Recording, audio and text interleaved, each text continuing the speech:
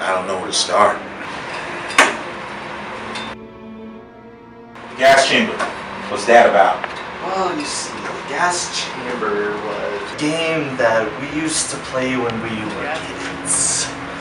My sister and I would have her blindfold me, and then I would pretend to writhe in agony as if I were inside of the gas chamber, slowly dying. The same sister who pushed you in front of the train? No, that was my older sister. My younger sister is the one that I'm referring to. That sister, the young one, is the one that, you did some bizarre rituals with her dolls. Oh yes, bizarre sexual rituals. Your older sister, did she treat you any different? Oh well, I mean, other than her just trying to push me in front of a train, we were pretty fine with each other.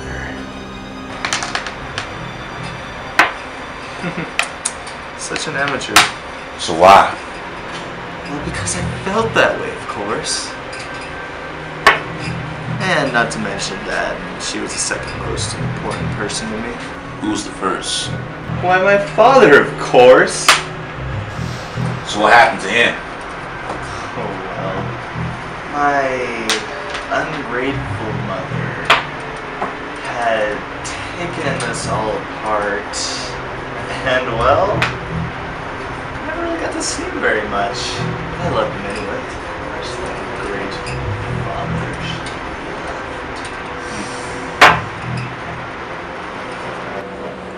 I'm sorry.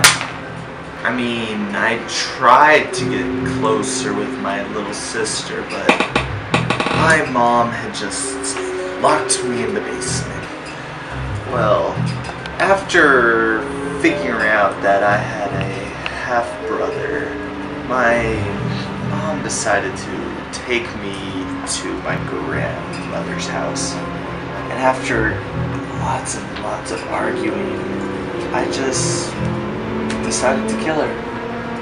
Because I just felt like I needed to know what killing a person would feel like.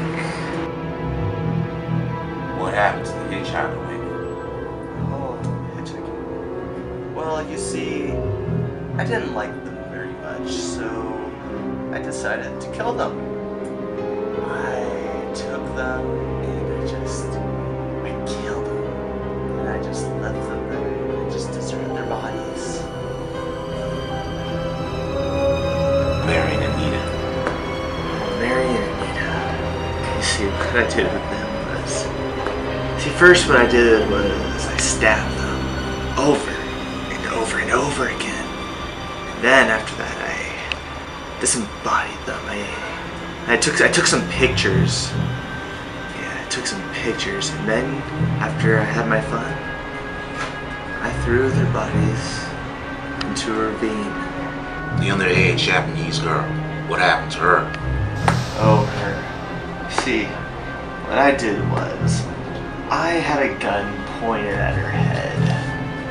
And then I just shot her. Just like that. Then I had sex with her corpse. And tell me that dreadful story about Cindy. Oh, Cindy. Well, with Cindy I did with her what I did with most of my bodies. I just dissected them. So what's your proudest kill? Check. My proudest kill? Well, my friend, that had to be my mother, of course. Do you know what I did with my mother? See, what I did was I clawed her to death. And well, fortunately her friend was there too, just like I had wanted to be, so I decapitated her. And then had oral sex with her head. And then finally, for the grand finale, I used it as a dartboard. Checkmate.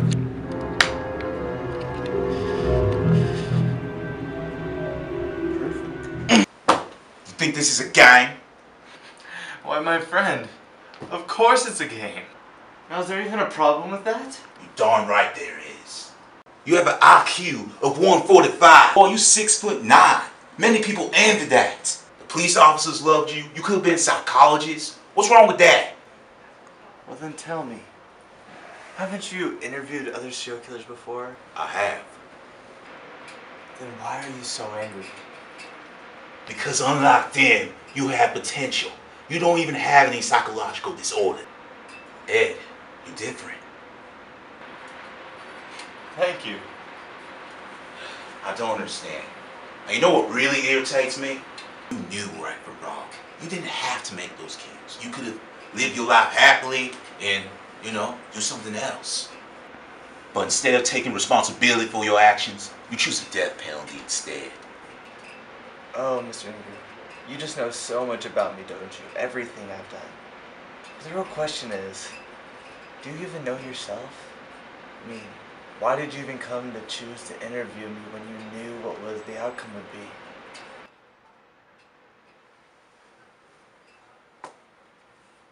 Come here asking me